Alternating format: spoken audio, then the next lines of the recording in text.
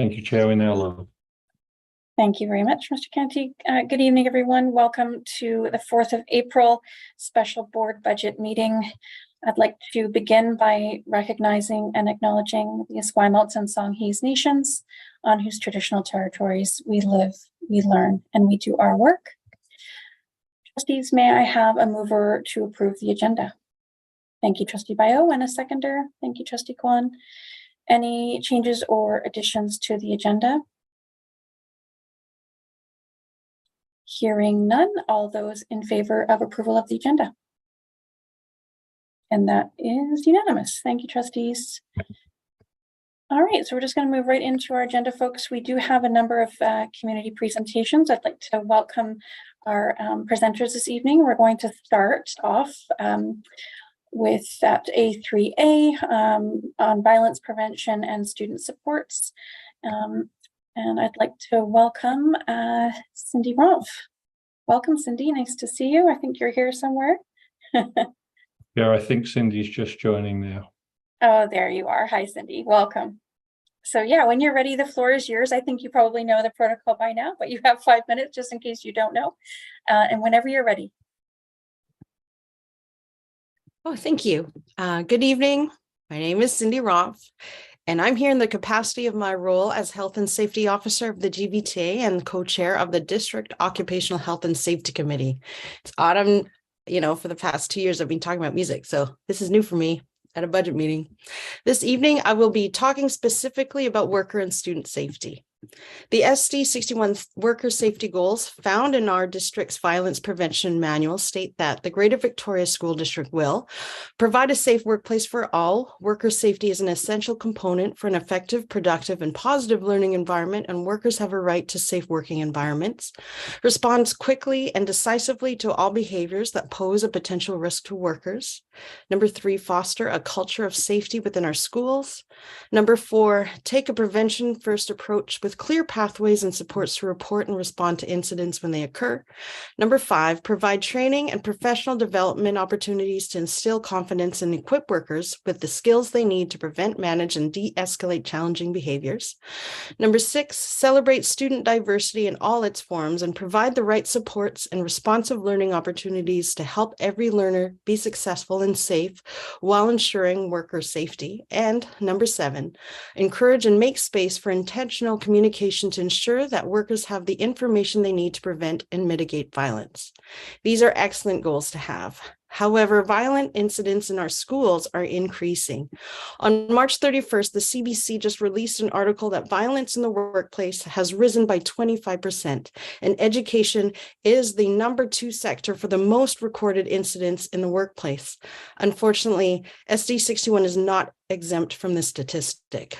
The escalation of violence in our schools is attributed to several factors, including mental health needs increased by the COVID-19 pandemic. There are 2 factors I would like to specifically bring to your attention. Number 1, additional training needs for employees. And number 2, an additional increase in needs for supports and programming for more students. The big issue here is that staff and students' needs are not currently being met. Students who are exhibiting these challenges are having a very difficult time learning in the classroom and are struggling to be successful. These incidents are also impacting district employees' safety. The DOSH committee looks at the number of violent incidents that happen in our district each month with a breakdown of numbers at workplace sites and what the incidents are. Because these numbers are very high and have been increasing, the DOSH committee has created a subgroup to further investigate what improvements can be made to the violence prevention program processes so that chances and occurrences of workplace violence are lowered. This subgroup includes members of the GVTA, QP947, HR, and District Learning Team for Inclusion.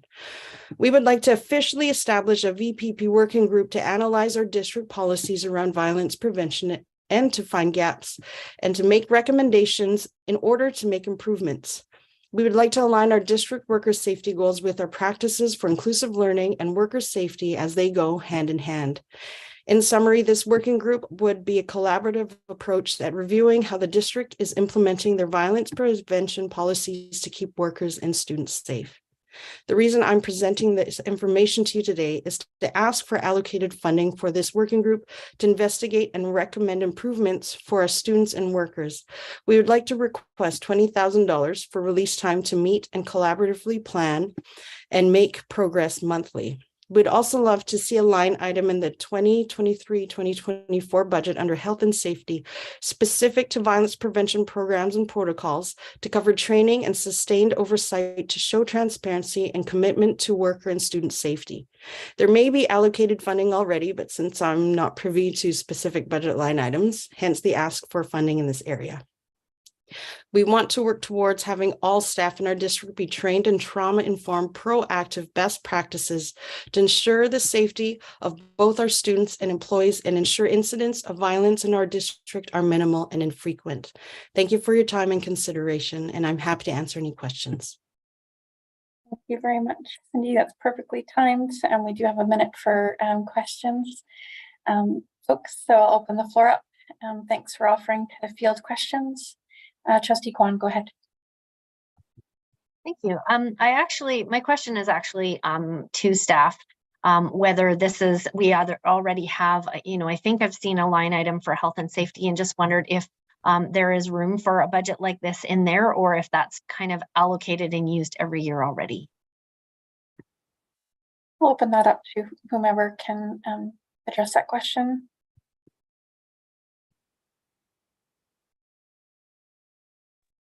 Perhaps I can take this on if that's all right. A lot of the health and safety budget, some of it does go into some staff. And then the rest is used to do stuff like remove chemicals from the science shops and stuff. So it is used to its max and then some. If anything, I'd love to ask for more money, but it is used every single year. And then Director Ver, did you have anything you wanted to add from an HR perspective? Yeah, from an HR perspective, two things. We do have a budget for health and safety within HR. I'd have to look at the availability of funds within that budget to see if there's anything that we can redeploy for that purpose. The second thing I would note, and I don't know whether Jane is going to comment on this, there was monies set aside from local funding monies in the QP settlement to look at various professional development, and that could include subject to discussions with QP, look at violence training, at least for the EA portion of our employee group. So those would be two things to note. Thank you very much, Director Ver. Jane, welcome. You had something you wanted to add? Yeah, no, I just wanted to say thank you for that, Cindy. That was great. And I hope that that gets the support it needs. And absolutely with the funding that we have for Pro-D, we'd be happy to talk with HR and how we can put some of that money towards that, because there's no doubt in my mind that that's one of the things that could help factor and get us some more EAs or keep some EAs, because it's a huge issue. So thank you and for bringing that to the table tonight. Thanks very much. Any other questions at this point? I'm just wondering too, I know that we have a report that comes on an annual basis from HR. I believe it comes, Director Ver, it used to be June, but I think it's October now in our board work plan. And that will presumably speak to some of these sort of more strategic initiatives and to some of the trends around what we're seeing from a health and safety perspective for staff. So maybe there's also another opportunity there to have this discussion. Yes, it does come in October, Chair Duncan, and violence prevention is a significant portion of that, and will continue to be a significant portion as trustees who are continuing may recall from last October's report, and then as we've dealt with in some of our other presentations to board.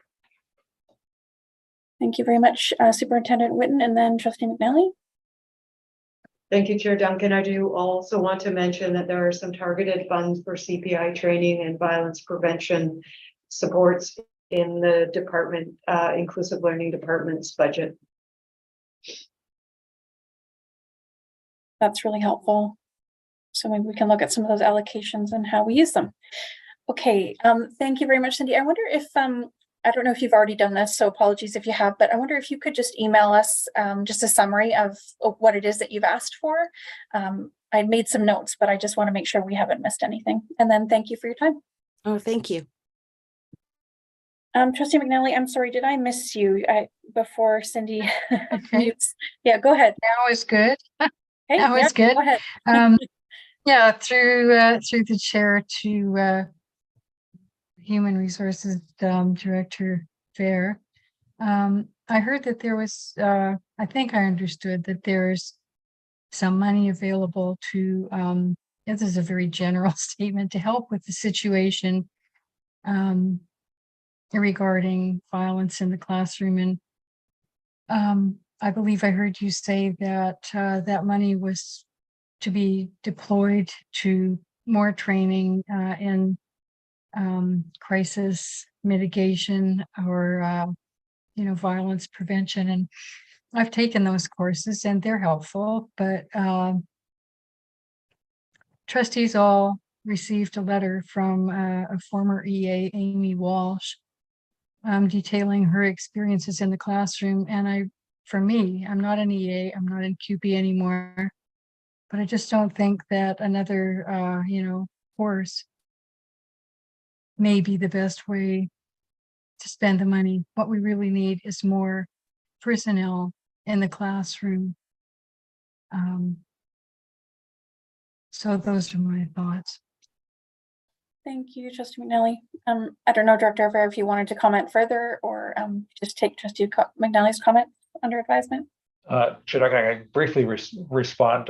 In addition to the training that we provide, the PD that we're looking for goes beyond that training. And that's the PD that I referenced and that Jane Massey referenced as well, that came from local money. So that would be beyond the current level of training.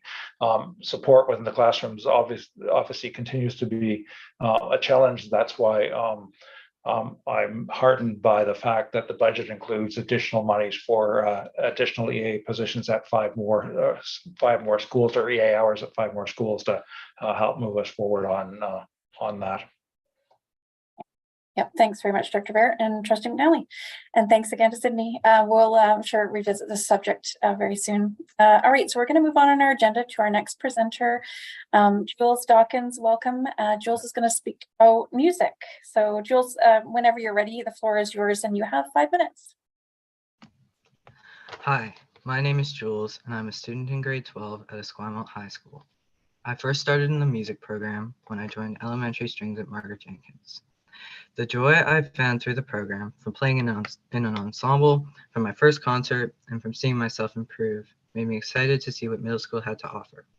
At Central Middle School, I continued in the strings program and joined band and choir as well. Music classes became the highlight of my day. Because the music program was such a strong and welcoming community at my school, I was able to connect with students from different grades and other parts of the school.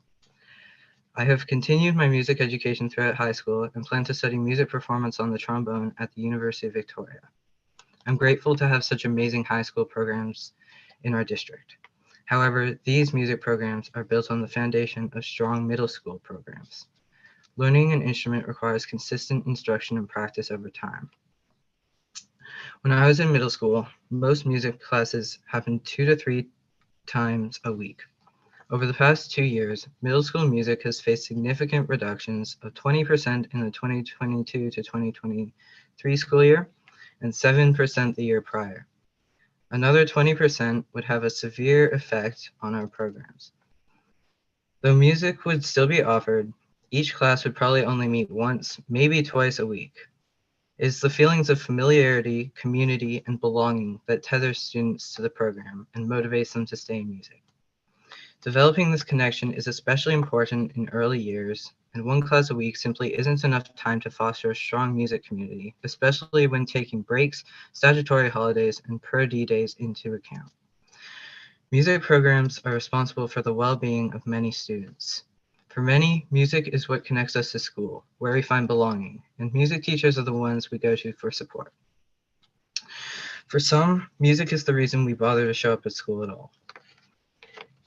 In middle and early high school, I struggled a lot with my mental health. I was coming to terms with my gender identity as a transgender male and struggling to find acceptance in both myself and my peers. I felt very disconnected from school.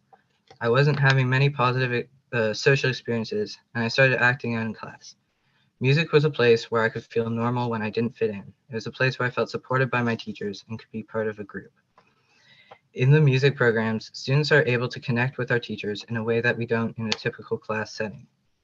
They're the first people we see when we come to school for early music classes, and their classes are the ones we look forward to at the end of a long day. We see them consistently over years. They encourage us to grow and to reach our full potential. With fewer classes, students won't create a connection with their music teachers, a connection which can be an important contributor to mental health. I have two younger brothers in grade 9 at Reynolds. They're both on the autism spectrum and struggle to keep up in school. I've witnessed the profound impact that participation in the music program has had on their confidence and self-esteem. They come home with stories about the funny things their band teachers said, and at concerts they beam with pride. Had it not been for the strong music program, they would not have had the skill set to participate in music to the extent that they have. Over the past 2 years, music has faced significant proposed cuts. The board has heard time and time again from students, parents, educators, and community members about the significance and importance of these programs. I will be graduating soon, and I'd like to know that the next generation of young people in our district get to experience the joy that I found through music. Music supports mental health and fosters a strong sense of community in our schools, its impact reaching far beyond the walls of the music room. I strongly urge you to consider the repercussions of cutting 20% of our current program. Thank you for your time. Thank you, Jules. I just want to pass along my appreciation, and I'm a little in awe, honestly, that you've come before the board and are incredibly well spoken in your advocacy for music programs. Thank you for sharing honestly your own experience. It is a privilege to have a student come forward and show that level of leadership. So thank you. And you're not obliged to answer questions, just so you know. But I just want to say thank you so much for being here. We really appreciate you sharing that perspective. And you're welcome to stay if you want to see more of a board meeting, but you're also welcome to drop off. And we've taken to heart what you've said. So thank you so much, Jules, for being here. Thank you. All right, folks, we have a couple of more presenters this evening. Our next presenter is Sonia McRae, and Sonia is going to speak about teacher prep funds. So Sonia, looking for you in the meeting here. Hi, oh, there you are. Hello, nice to see you. So yeah, whenever you're ready, the floor is yours. And again, you have 5 minutes. Okay, thank you very much. Thank you to Jules for that presentation. That was amazing, and I am honored to follow behind that. I am grateful for this opportunity to share with the board and to be here on Lekwungen territory, trying to learn and teach in a good way. I have been an exploratory teacher at Shoreline Middle School for 9 years or so. I started as the home ec teacher with a 0.4125 FTE, working 3 days at the school. I am now the art teacher with a 0.5 FTE in art, still at 3 days, and I also run an outdoor program for 2 days. I have a Bachelor of Fine Arts and 2 diplomas in education for home ec and inclusive education. I asked to speak tonight when the option of making band and exploratory seemed to have the most support, probably because it looked so good on paper with a huge decrease in spending. Now that option has disappeared, but I fear it has not gone away. This is the 3rd year of this very same conversation. This way of thinking, of understanding the world and what education does and is in this world has to change. We are in the midst of a colonial reckoning, a climate catastrophe, an overdose emergency, unprecedented homelessness, and according to the police who have asked for a 9.6% increase in their budget, rising crime. The things we have placed importance on in the past have not served us well. So I am feeling justifiably appalled when middle schools are where funding cuts are considered. I mentioned in my handout that I sent earlier about students who drop out. So my brother was a dropout. I barely made it through my schooling, flying so low under the radar and just trying to get out safely. It wasn't until I was 30 that I went to post-secondary education. It took me that many years to de-school enough to believe in myself and enroll in a 2-year college art program. I had still retained a lot of distrust. I had and still retain a lot of distrust in the system. Our problems as a society may be considered unprecedented, but I believe they are not insurmountable. We need to be different, to see differently, to do things differently. We need to engage the dropouts, lift up the downtrodden, give space to the overlooked, listen to the voices of those who have been silenced, to the learners who have not been seen. And where does the potential for new, unique, authentic outsider thinking and doing exist? In arts education, in middle school exploratory programs, and full-scale music programs. We need to engage new parts of our brains and put old problems together in new ways for crazy, out-of-this-world solutions.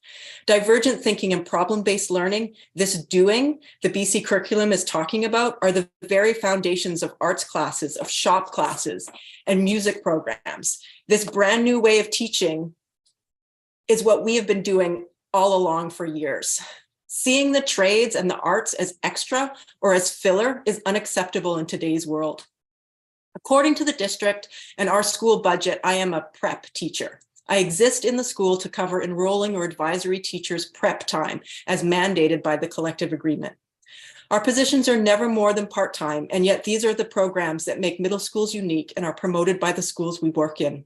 These programs are made by the teachers who run them. From scheduling to finding and buying supplies to fundraising and promoting and sharing with families. Our music program is made by our music teacher, and without him, there would not be the concerts, the pride, the excitement and joy in our school that Jules so amazingly explained. These programs do not exist independently of these people, of us. For the past 3 years now, our music teacher has ended each year not knowing what his job will be next year. He has a continuing contract. He has earned the right through his hard work to some job security. And if he wants to stay at the school he has poured his heart and soul into for the last dozen years, he is forced into the position of using his seniority to push an exploratory teacher out of their job in order to keep his own. This is outrageous on a personal level, as well as a professional level, to put us in that position. And we work together as a close community. Some of you may be thinking, well, it's impossible to find shop teachers and home ec teachers, and anybody can teach art, right? So why keep these dead specialty programs going? Why build a wood shop in a new school if there is no one to staff it? Well, I will tell you why it's impossible to fill these positions, because being an exploratory teacher is a very difficult job with low recognition from our employers. Our last shop teacher left to run his own construction business. Our last home ec teacher would rather be a TOC than a middle school exploratory teacher. And yes, being a teacher is a difficult job in and of itself. Exploratory teachers teach every student in the school, which is an amazing opportunity, but a lot of work. Our schedules are usually chopped up and sometimes random. Some exploratory teachers don't qualify for prep because they are under 0.4 FTE. There is an expectation that our classes are hands-on and project-based, which is what is needed and how it should be, but it is also a lot of work when this is every class you teach. If we had a silent reading block, there would be a student riot in exploratories. In a day, I see 4 different classes who rotate through art in 8 to 10 weeks, and we take our job seriously. This is our opportunity to show our students the wonders and possibilities of our subjects. We believe in what we do. Our teaching and our projects have value and meaning, yet the system does not treat us seriously. Sorry, Sonia, we are at the 5-minute mark. It goes by quickly. Okay. Would you mind wrapping up? Yeah. Thanks.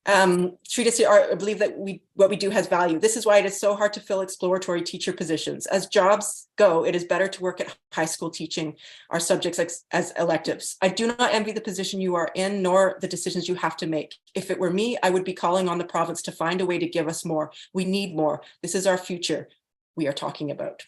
Thank you. Thank you very much. Really appreciate you taking the time to be here. And yeah, you bring a unique perspective to our table. We don't often hear from folks doing what you do. So thank you so much for taking the time to be here. It's very, very important that we do hear from you. So thank you. We have one more presenter this evening. Amy Reed is here to speak about needs in early learning. So I'm going to turn the floor over to Amy. Hi, welcome, Amy. Nice to see you. And I think you have a presentation as well, don't you? So I don't know. I'll hit share screen. Okay, sounds good. Okay, share screen. You heard that there's 5 minutes already. I imagine you've already heard that, but I will let you know when it's time to wrap up. Okay, is this showing right now? No, Is we're my- not seeing anything no. yet. Uh-oh, sorry guys. No, not If yet. not, hello, good evening, Amy. If not, I think I have a copy of the slides. Oh, here we go. We can Oh. see it now. You can see it now? It's just Okay. coming up. Yeah, it's Okay. perfect. Okay, there we go. Okay, so hello everyone. Thank you, Sonia. That was amazing. My name is Amy Reed, and I would like to personally thank the Songhees and Esquimalt Nations for sharing your unceded land with me, my students, and my family. I believe you should care about my perspective as a teacher and a parent in our district, and as a student. As a student, I experienced the long-standing disparities between our schools. As a teacher, I was reminded of the huge academic and social gaps that begin in elementary school. Last year, my son attended kindergarten, and I witnessed him receive a stronger academic education than my students. This motivated me as a voter, and I campaigned for each of you in the hope for much needed change. Because at vulnerable schools, we are forced to focus on safety before learning. After teaching kindergarten and talking to kindergarten teachers in our district, I know we need additional support. By meeting students' needs as they enter our building, we will set them up for success. We will reduce the trauma of leaving their caregivers and build their self-esteem and identity.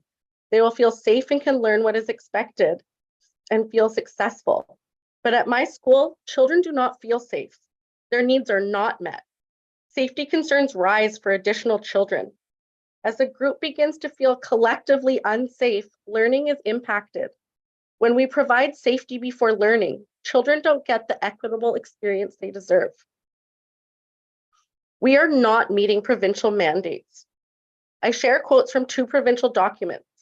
You can see that the province supports my vision of supporting students with complex special needs because they are particularly vulnerable, that early intervention is important, and that school districts are responsible for serving each individual student as they fully participate with interventions to support their learning. The province also acknowledges that education has the power to transform lives and provide equal opportunities for all. Our students are not experiencing equal opportunities in their earliest years because at our school, safety comes before learning. We're also not meeting our own goals, and I share these quotes with you. The district is committed to each student's success in learning within a responsive and safe environment. Every effort will be made to provide a positive educational experience. We nurture each student's learning and well-being in a safe, responsive, and inclusive learning community. Each student has the opportunity to fulfill their potential and pursue their aspirations. Once again, I can assure you these promises are not being met when safety comes before learning, and the promise of safety becomes harder to reach as the year continues. I want you to envision my classroom. Without support, no child or employee should have to deal with these circumstances. Students who can be violent, hitting, kicking, fighting on stairs, hair pulling, scratching, biting, choking, knocking adults down, throwing objects such as scissors and books. Children having bowel movements on the floor or staying in soiled clothes waiting for help or relieving themselves on the playground. Children drinking from puddles or eating food from the floor. Children running circles around the classroom, often inspiring others to join. Children leaving the classroom or the school grounds without permission and without adults being able to follow them, since they are responsible for multiple children who are known bolters. Children disclosing stories that make you worry about them all the time. Children rocking to control their mental health struggles. Children refusing to go home and clinging to your body at pickup. Children screaming sharply and loudly to express their unmet needs in the classrooms and hallways. I am grateful for the hard work of my school-based team, all of my colleagues, and the contributions the district has made to our kindergarten program, but we still need more. I am grateful for our gradual entry that is designed by the district. We valued the ECE support we were given, but our ECEs were not prepared or trained for the violence in our school and replaced vacant EA positions. District level staff came to our classroom when we were in crisis. We need the district to understand and witness the safety needs we are facing by proactively visiting in September. We need front-loaded additional EA support provided by the district for at least the first term to create and foster success for students as they enter our system. I have many plans, hopes, and goals to share to create change in our community, and I invite each of you to visit my classroom. Together, we can provide students a positive learning experience instead of adding trauma to their lives. We have the power to meet our students' needs and know the supports that are consistently needed. Instead, we focus on safety before learning in increasingly dire circumstances. We need to act now. Sorry, Amy, I hate to interrupt you, but yeah, if you wouldn't mind wrapping up. Okay, my last thing is just to recognize that the classism that is evident in our most vulnerable schools. My students are not receiving an equitable introduction to education, and we need to ask ourselves, do we want it to stay this way? Should affluent schools always be more successful than vulnerable schools? But it has to be this way because safety for learning. Thank you, Amy. I'm just gonna, there we go. Yeah, I know, and I know this is a very, very difficult topic. Thank you for your bravery and sharing so candidly the experience that you're seeing around you at your school. It is something that we need to hear, and I can see and hear that it's so difficult. So thank you for being here and for sharing that. Again, you're not obliged to answer questions, but I just want to say on behalf of the board, thank you for being here. Your presentation, I know you shared it with staff, so it will be available to us as well, and it'll be posted on the website as well for anybody that would like to have a closer look. I know that, you know, this is not a question for Amy, but, you know, just a question in terms of staffing. We are about to go into a budget discussion, and we know that in terms of staffing in classrooms and shortages of EAs in particular, that we're struggling as a district. I'm wondering if we could just have, again, staff, maybe Superintendent Whitten, just explain a little bit about how it is that we are staffing for more vulnerable schools in our school district. How, you know, what other supports are being offered, in particular in the context of new kindies that are coming in. Thank you, Chair Duncan, and I'll go over a few of the items, as some of them were mentioned by Amy with regards to gradual entry. That's an important part. What we've done over the past 2 years also is that principals of every elementary or vice principals of every elementary reach out to parents prior to them entering kindergarten to talk with them about the areas of strength and the areas of needs and how best to support students. All of those measures as we work into the summer, when we're looking at conversations in community about getting to know the learners that are coming into the building, all of those are meant to create a supportive environment from the very beginning. And I do recognize that sometimes there are lags in supports, but the intention is to provide that from the beginning. And so we are often from district suggesting that supports are put in early as classes form and as teachers get to know their students. Proactive and preventative is the aim. So we have priority schools that have, we've listed before, that have 30-hour EA positions. And as you've seen in the budget, there are hopefully more for the next year. We also have ECEs in many of the schools. And again, those aren't meant, there are different roles. So EAs, ECEs, and teachers all perform different responsibilities and have different roles. And we are looking at really that, well, early literacy piece is important to entry into kindergarten. And again, that support in K1 classes. So elementary principals, elementary vice principals are very aware of that and do their very best to put those supports in place from the first day that the kindergarten students attend. And again, that is the intention, is not to wait to get to know the students, but to be there first and foremost to provide the support the first day they attend. And so we have conversations with elementary principals and vice principals all the time about how to best support, and I'm comfortable and confident to say that they do their very best to do that at the beginning of September. Thank you, Superintendent Whitten, for providing a bit of context about what we're doing. Trustee McMillan, did you have a question or a comment? I do, if it's an appropriate time to ask through the chair, to ask of the superintendent what the role of the ECE is in a school, because I have some information from a former ECE who joined our district thinking his job was going to be one thing, and it turned out to be basically trying to contain the most difficult child in the classroom. So I just wonder what service ECEs provide to a school. Thank you, Trustee McNally.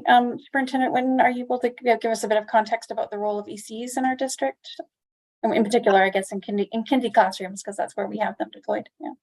I think as we've introduced ECEs into classrooms, we've done work around roles and responsibilities as they are different from a teacher and different from an EA. So, and we continue to do that work so people understand what their role is and what their role isn't. And so I am not speaking specifically about the experience that individual had, but I do know that we've had many conversations. We have ECEs in our classroom who are working in before school care. And so they know these students as they're coming into the school environment. And so they are able to continue that relationship with them in the classroom environment. And they are there as an early childhood educator. They are not there as an EA, and they're not there as a teacher, but they are supplemental supports in that room, and they can do a variety of roles. So I think as we continue to look at this, and we've had very positive feedback when we've had ECEs in classrooms, and again, not to replace EAs, but to do a very specific role. That has worked out very well in our kindergarten classes. It's not in every school though. So this is one thing that we're working on to bring this forward, but I think relationship and working collaboratively with the students and the teacher and the EA, if there is one in the classes, is how the together sort of holistic and wraparound supports are envisioned. Thank you, Superintendent Whitten, really helpful.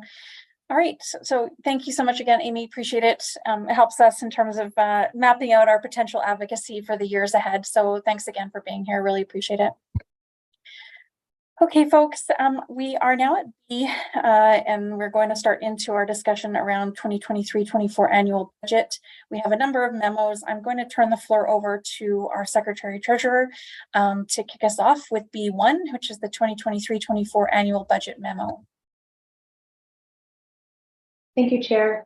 I've sort of pulled all of this together into a presentation, and a piece of it also around the alignment to the strategic plan and vessel, which isn't included in the memo. So I'll just share my screen, and I think we'll cover off most of what's listed there in the agenda, but we can certainly circle back if there's anything that we've missed. I'll just share my screen.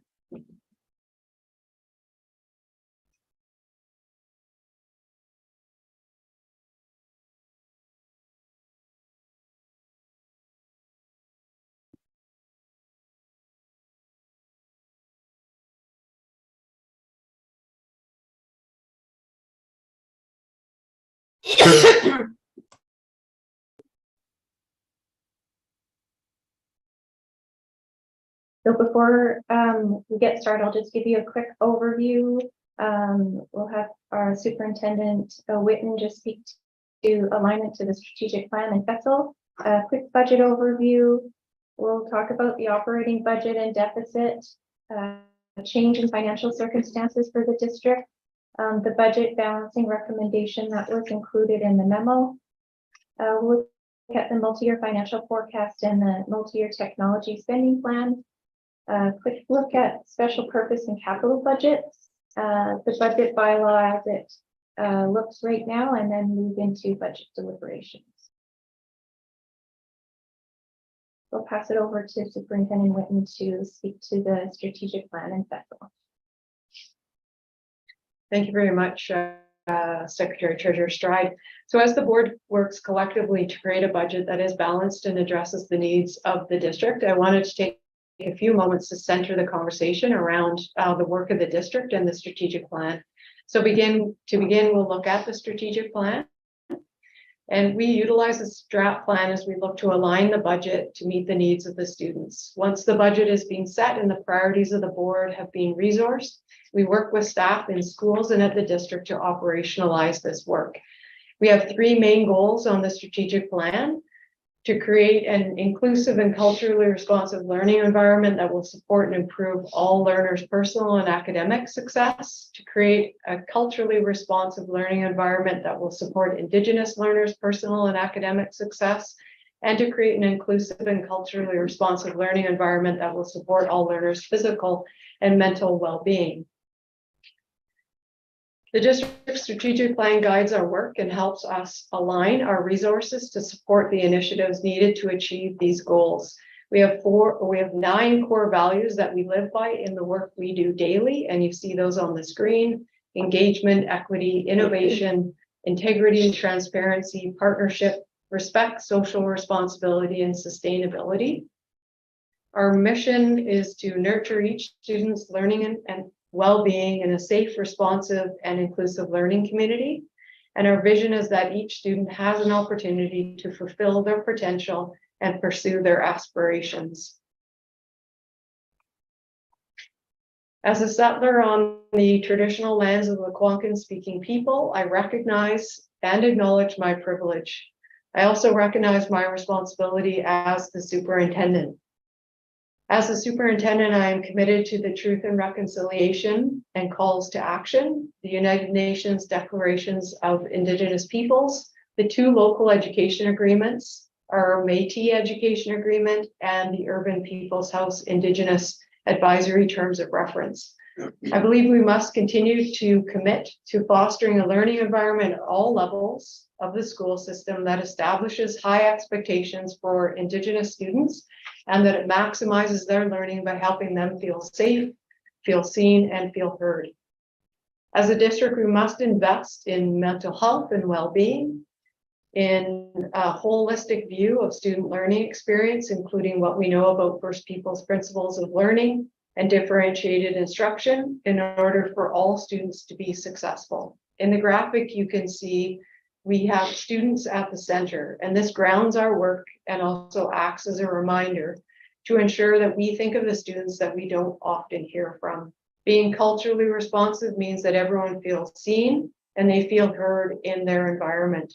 They should feel a sense of belonging and they should feel connected to their learning and feel safe. We know that when students feel seen and heard, they are more likely to develop a strong sense of identity. They have a positive sense of self when navigating the unknown. They engage and they're more confident in taking risks in their learning. We have 48 schools in our district with approximately 20,000 students. In order to do the very important work, we must align our time, our energy, and our resources to support every learner in our district. Next.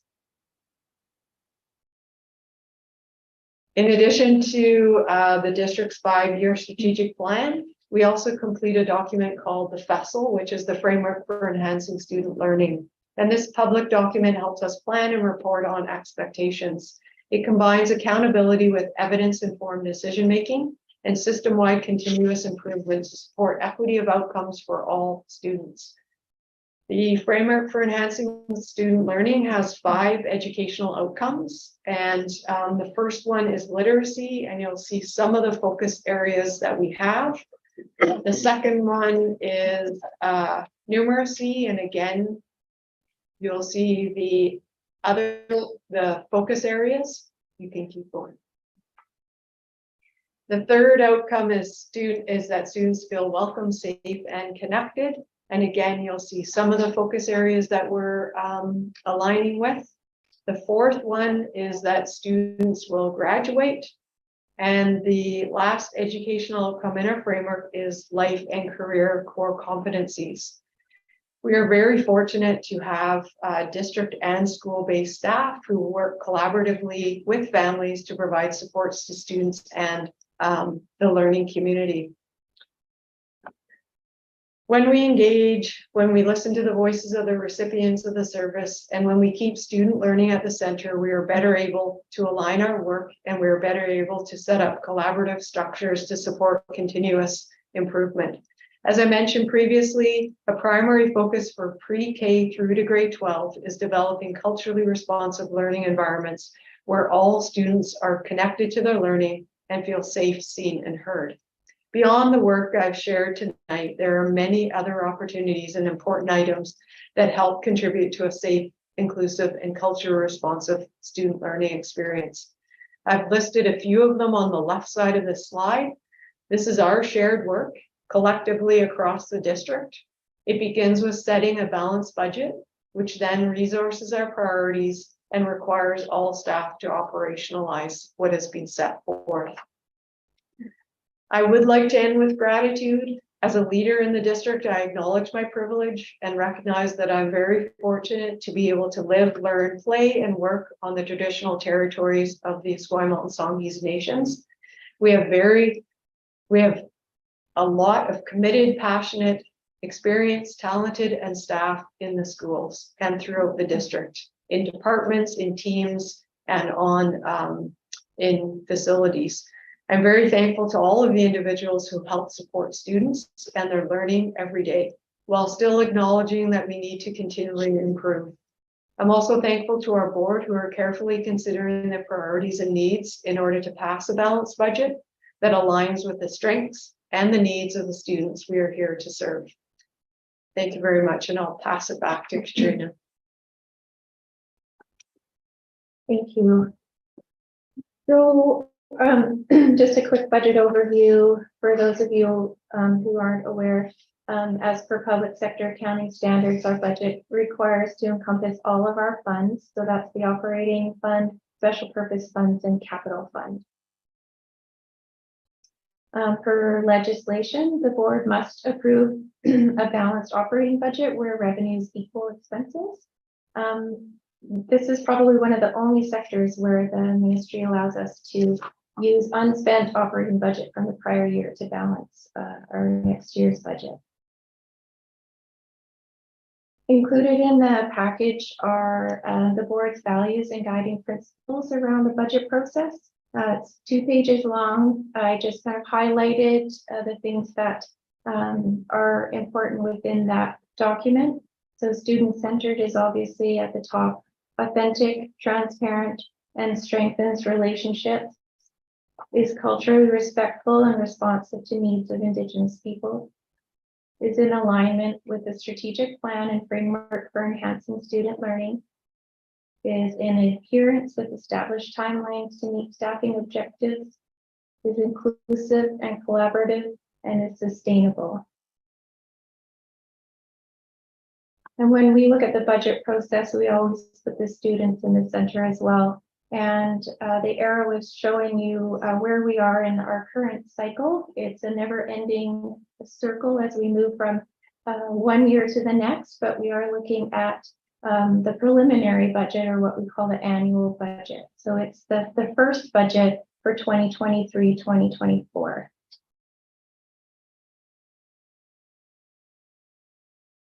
And just some key dates to keep in mind. So tonight we were looking to do the first and second budget bylaw reading if ready, April 6th, second and third, or third budget bylaw reading. Of course, that bumps up to our statutory holidays over the Easter weekend, and staffing packages are prepared to be sent out to schools on Tuesday, April 11th.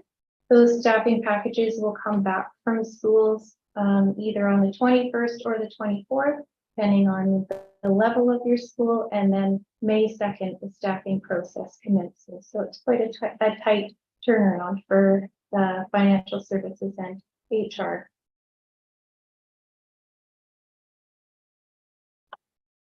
So just moving into the operating budget and deficit, starting off with enrollment. So enrollment is the driver for the majority of the revenue that comes into the school district.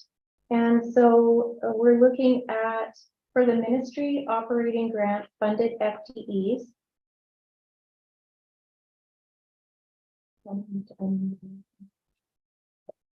Sorry, just getting a weird message there.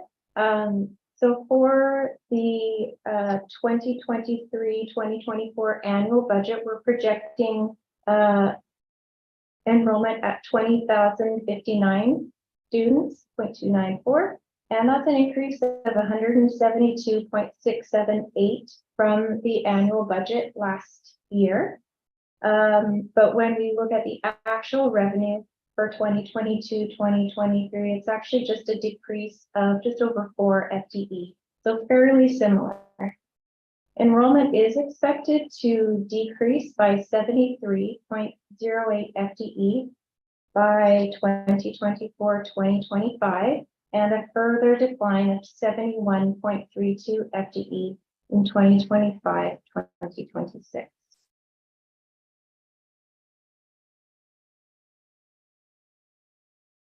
Just show this in graph form, and sometimes that's easier for people to see the sort of the changes. And as I just mentioned, in 2022-2023, it's showing the projected amount, but the actual came in 20,055, so just shy of what we're projecting for 2023-2024.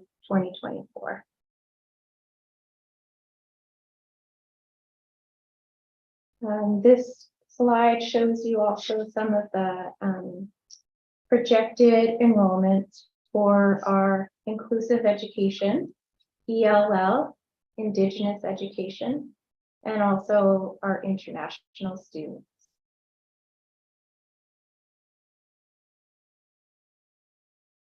We did see increases in all of our ministry operating grant, the per pupil funding levels. They were specifically related to the labor settlement funding, and we were told that there was no increase related to inflation.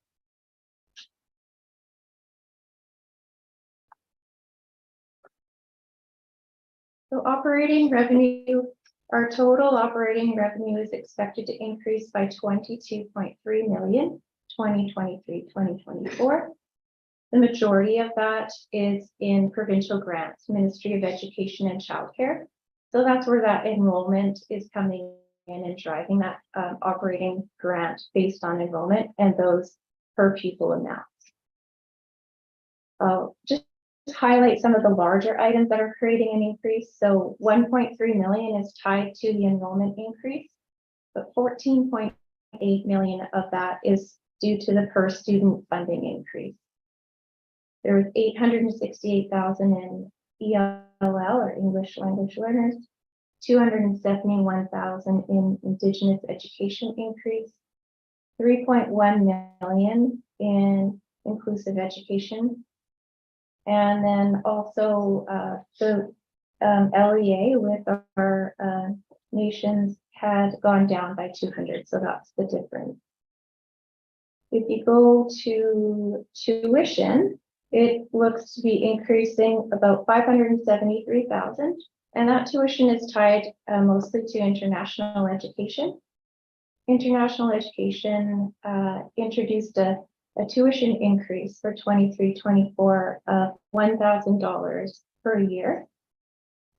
That tuition increase is offset by some anticipated refunds due to denied student visas, and that happens to them. When they have students register, they don't always get approved to come. And there's also an enrollment increase in the international and their short-term program.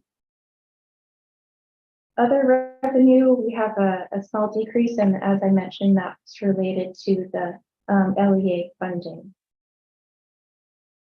Rentals and leases is up slightly, and that is because our out-of-school care service providers, we have license to occupy agreements with them, and the fees increase each year based on inflation. And so there was a calculated increase for 23-24. Investment income has gone up quite a bit, 1.1 million, and that's due to higher interest rates. So when we did our budget last year, we were looking at interest rates of 0.95%, and they're currently at 5.2%.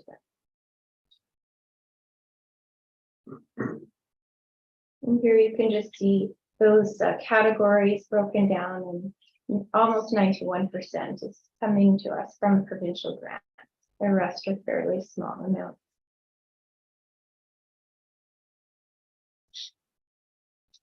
So this is a very high level operating expense comparison. So we have salaries, employee benefits, and services and supplies. Because we will be making some adjustments, I didn't get into a lot of details in each of these categories, but can certainly do that once we know what we're looking at. And also, the school district is required to create a multi-year financial plan. So we'll get into a lot more detail as we build that out, and that's due to the ministry by the end of September. So when we're looking at salaries, we have just over 19 million of increases. Most of that is due to labor settlement increases. So teachers, QP, both QP locals will be receiving a 5.5% wage increase as of July 1, 2023. And also 1.25% cost of living allowance. You might hear it referred to as COLA. So they'll be receiving 6.75% increase for next year. Teachers are also receiving a 0.3% wage increase on their top step. ASA bargaining is still in progress, but for the budget, we've estimated and built in the same increases as teachers. Trustee stipends, we have included a 2% increase effective January 1, 2024. And for principals, vice principals, and excluded or exempt staff, as of July 1, 2023, we haven't built any increases in because we're waiting, first of all, to hear about possible funding coming from the ministry. And we also haven't received our direction from PSEC or BCPC regarding the 2023 calendar year compensation direction. So once that information is received, we will start looking at potential increases there, and they'll be reflected in the amended annual budget. Down to employee benefits, there's an increase of 5.5 million. Some of the employee benefits are wage sensitive, so as the salaries increase, the benefits will increase along with them. There was some enhancement for the teachers' employer health benefits effective January 1, 2023. QP 947 bargained in a dental benefit premium holiday where the employer pays the premiums for July and August. And we've also built in some known increases for premiums such as WorkSafe, BC, CPP, and EI effective January 1, 2023. Services and supplies, you can see that there's just a small increase, 200,000. We haven't added in any extra expenses, but there has been adjustments between last year and this year. For example, there was $800,000 reduction that was made in the 2022-2023 budget on a one-time basis, and that's been added back. And that's offset by some reductions in the current year. So Sundance Bank, $154,000. They're a new school, and so they're required some additional funding to get some classrooms ready for new divisions. There is $174,000 difference in capital asset purchases between the 2 years. and also some reclassification of other expense categories. So when you take our operating expenses and show it by category, you can see that salaries and benefits make up 92.2% of our budget, and everything else falls into the 7.8%.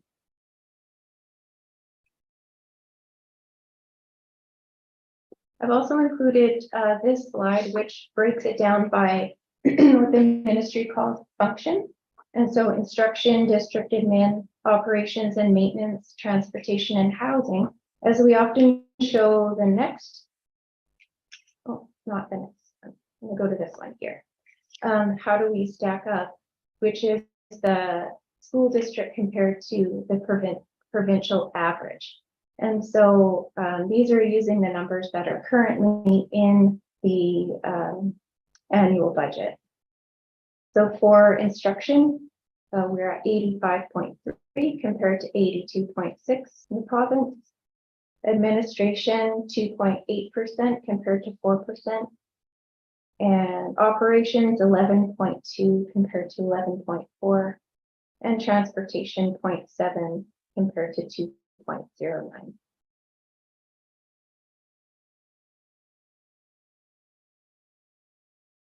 So here we're looking at the projected deficit, and I also included in here April 4th, 2022, when we were having this meeting last year, the deficit that we were looking at that time.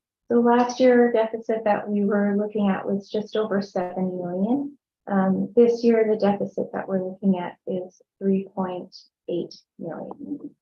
I just want to draw your attention to the number that's under budgeted prior year surplus appropriation. It's 2.2 million. That is actually what is happening with the 1.25% cost of living allowance is that the ministry will be funding that, but we haven't received official notice of that, so we're not allowed to build it in as ministry revenue yet. But we didn't want to exclude it from the expenses. And so we've included the 1.25% expense, and then we've offset it here with the surplus funds. As soon as we receive the announcement from the ministry, it will move out of surplus and into ministry revenue instead. And we'll just look at change in our financial circumstances. Provided this slide, it just shows you how much accumulated operating surplus we have had over the past several years. So going back to 2015, 2016, even 2016, 2017, we had accumulated operating surplus balances of 22, almost 23 million. The contingency around those years as high as 12.3 million. So we have been moving towards not having so much surplus, spending money in the year that we receive it. And so as you can see, as we are moving in 22-23, which is the current year, we started off with an accumulated operating surplus of 8.2 and 1.5 million contingency.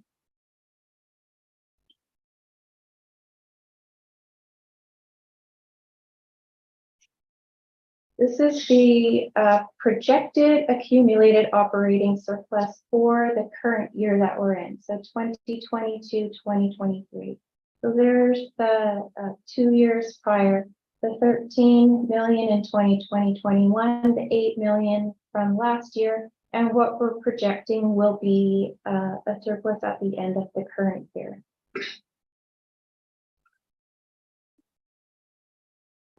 Last year, when we balanced that $7 million deficit, we had 2.3 million of surplus that we could use to help offset that deficit.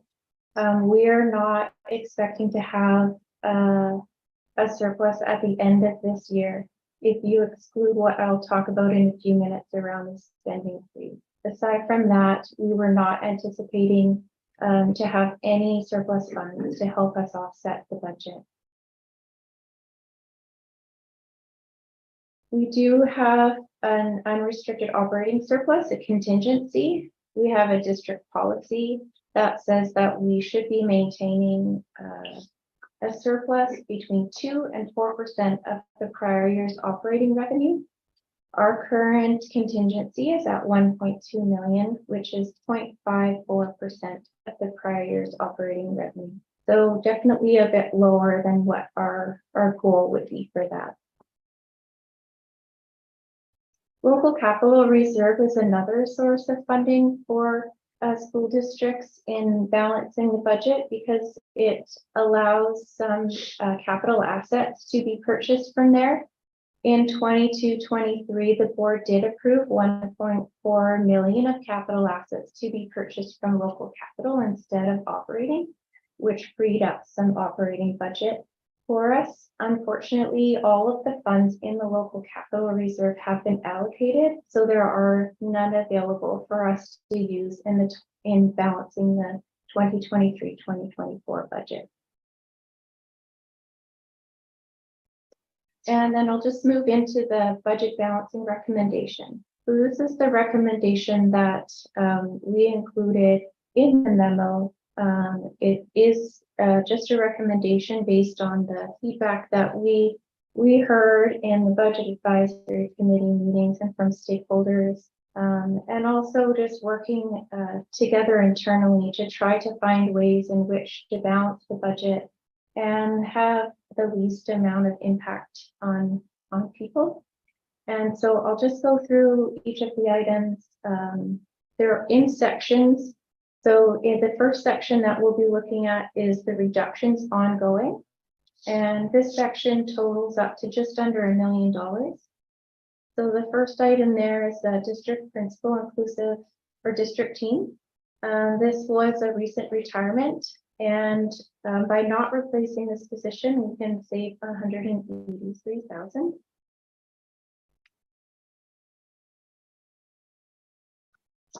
The next line is the principal district team.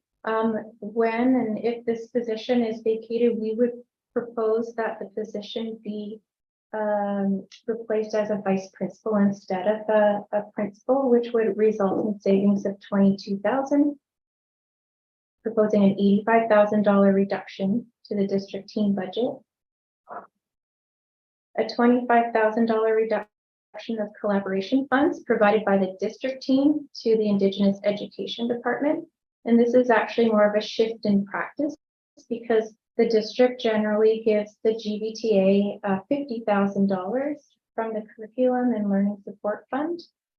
And we propose that half of that $50,000 be set aside to be used for collaboration around the Indigenous focused grad requirement. A 10% reduction to pathways and partnerships would result in a savings of $130,000. A $40,000 reduction to the Deputy Associate Superintendent's Office budget. An $80,000 reduction to the Communications and Community Engagement budget. Department services and supplies. Last year, or in 2022-23, we saved $50,000. We're proposing another savings of $133,000. And in 22-23, we reduced the administrative time for vice principals in 2 small and low enrolling schools. We're proposing that we do the same in 23-24 for 3 small or low enrolling schools, which would result in a savings of $63,000. It would be a net savings because we would retain a budget so that the principals would have release time when needed to leave the school. A reduction of administrative time at SJ Burnside down to 1.4 would be a savings of $13,000. And a reduction of 20% or 1.764 FTE teachers in music at middle school for a savings of $226,000. We did note that the reduction may result in a number of ensembles offered at middle schools. However, we wanted to note that music will be continued to to be offered through band, choir, and strings ensembles in all grades at all middle schools. Moving on to reductions one time. So facility services has been able to identify some one-time savings for 23-24, totaling $791,000.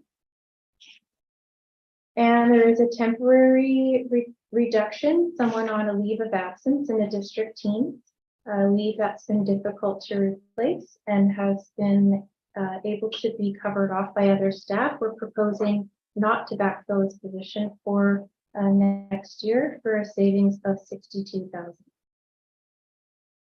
Recoveries in our special purpose fund, provincial resource program is a ministry funded program. We can charge that program up to 8% for administrative fees.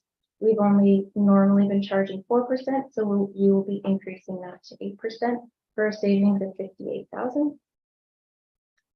And then shifts in practice ongoing, announced today by our minister, was a new food program in the province. Our district will be receiving over $2 million for this food program.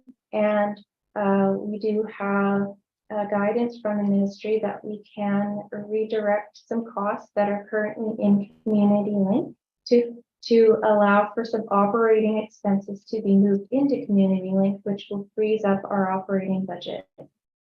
So that will be 460 or 486,000. There's some new learning improvement funds, often called LIFT, that we will be receiving, and we're proposing that we use those funds to increase EA hours to 30 hours per week at 5 more priority schools. By increasing the student ratio from 20.5 to 22.1 for teacher staffing at schools, this is funding that's provided from International Education Department. We can see savings of $402,000. And the last item there, international education. They received some historical labor settlement funding, and that's the funding that comes from the ministry to offset wage increases. Because international education is intended to be self-funded through tuition and other fees, we're proposing a gradual reduction of that labor settlement funding over 3 years. This year being $173,000. Shifts in practice one time. So just building up in 22-23, some surplus in Community Link that can be carried forward into next year, which will free up some operating expenses to be moved into Community Link for 1 year. That's $200,000. Shifts in practice reallocation, as mentioned earlier, this is just a shift from providing $50,000 to the GVTA for professional development and splitting that so that $25,000 can be earmarked specifically for Indigenous focused grad requirements. And now we're into the additions ongoing. We're looking at elementary strings by including the 7 schools with elementary strings offered in prep, and then implementing a hub at 5 schools, an increase of $92,000. For custodial services, 3 afternoon custodians we added at a cost of $208,000. There's the EAG hours mentioned earlier, $164,000 addition. And we had initially wanted to put some collaboration time back in at $48,000, but have decided to delay that as there isn't enough funding at this time. And same for VP time. We're looking at 0.1 FTE at 5 equity seeking schools at a cost of $64,000. And again, we've delayed that due to insufficient funding at this time.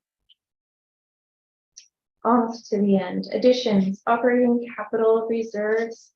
So these are the technology needs for the school district.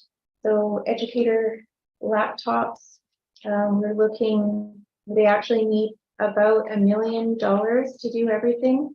We're proposing 572,000. They already have 80,000 in their budget, so that would give them 652,000, but it would require the delay of replacing administrator PCs for 1 more year. Student device replacement, that one we're proposing not to do the refresh in 23-24, but we would need a budget for repairs in order to extend the life. There is risk associated with this, as the devices are beyond their supportable life. So if we were to have any active security threat, we would have to pull them off of our system. Network infrastructure, this is the improvement of the wireless. So year 3 of 5, the plan originally had 618,000. We can delay 200,000 of that to year 4. So we're proposing an increase of 418,000 there. So just over $1 million for operating capital reserve. And as mentioned, there was a spending freeze that was implemented in the district for the remainder of the current year. This is really a guess as to what this will look like. You won't actually know until the end of the year. We're guessing 1.2 million. And then we'll also be looking at reserve maximum. So this is at the school. So right now there are 40,000 for elementary and middle, 80,000 for secondary. So we're proposing 25,000 as the lower end and 50,000 as the higher, and would expect about 307,000. Again, that's our best estimate. And if I had to say, I would say that those estimates are probably actually fairly high. And we are hopeful that we will be able to reach those by the end of the year. And the very last item, which we really don't want to do, but I think because we're looking at some larger one-time expenses, it's really hard to look at ongoing reductions, especially to people. And so we're proposing a $500,000 amount coming out of the contingency just to balance the budget to 0.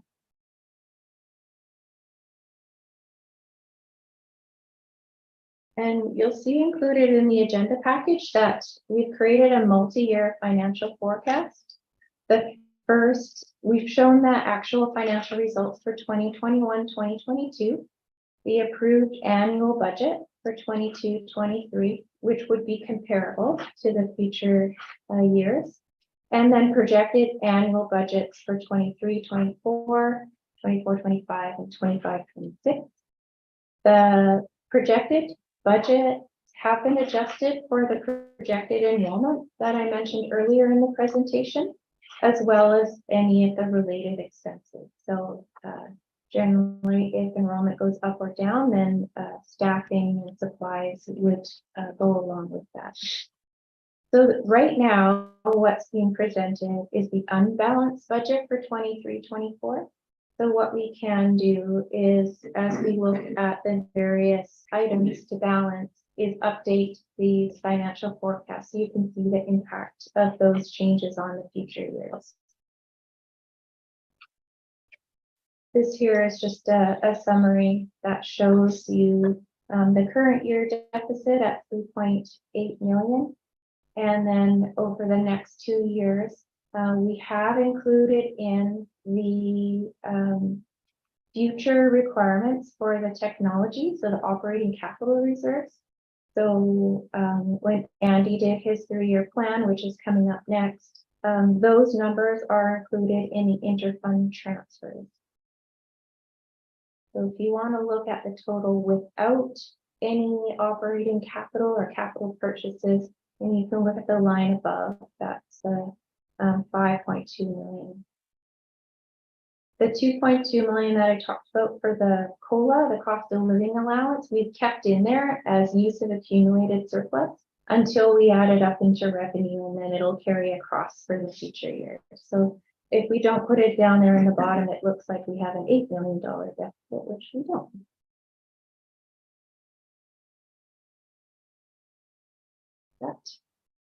So this is the student and educator devices. So you can see year one is just under 700,000. What that does is it actually shifts the cost into future years. So quite a big amount for 24-25 at 1.7, 1.3 in 25-26.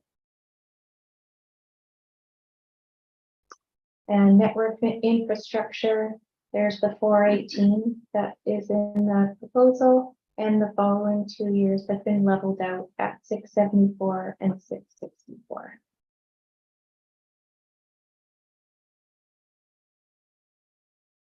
The special purpose funds, these are funds that are received by the district for specific purposes. Many of them are received from the ministry, and some of them are self-generated. A few highlights.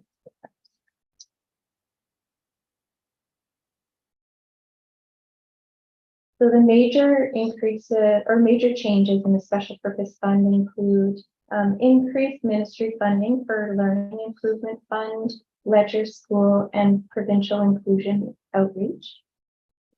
Also increased ministry funding for Classroom Enhancement Fund staffing and Community Link, and that's directly related to the labor settlement funding. We have an increase in school generated funds revenue based on the current year activity and also higher interest revenue. And there are quite a few new special purpose funds that have come into place since we approved the annual budget last year.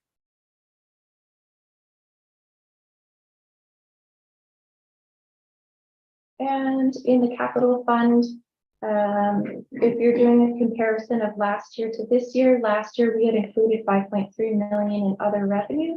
That was related to the Caledonia project, and there was a quick claim at SJ Burnside. Investment income is showing an increase due to those higher interest rates. We've also included an estimated 3.8 in local capital due to a gain on the sale of land at Lansdowne, and tangible capital asset purchases of 980 from the operating fund and 100,000 from special purpose funds.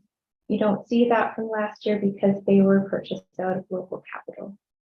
And then we have tangible capital asset purchases from local capital. That's the Vic High seismic project, the amenities that have yet to happen, and also some technology purchases. So in the ministry template that's included in the agenda package, it shows a budget bylaw amount, and I just want to mention that it's showing at 300,181,055. This is actually the unbalanced budget bylaw. So the budget document, if you wanted to look through there, you can see the $3.8 million deficit reflected there. We haven't built in any of the balancing strategies. And so this is currently what it looks like. If we were to put all of the initiatives in that were presented in the memo, the budget bylaw would change. It would change to 298,348,303. And then we would be using an additional surplus of just over 2 million in order to balance. And I just added a new slide for the funding that we received today. So if we were to include the $2,253,290 of Feeding Futures, I believe it's called, food program, the special purpose funds total expense would increase by that amount, and our budget bylaw amount would increase to 300,601,593, and the surplus would remain the same, just over 2 million. So if we were to proceed with that and were to do first and second readings, that is the number that we would be looking at.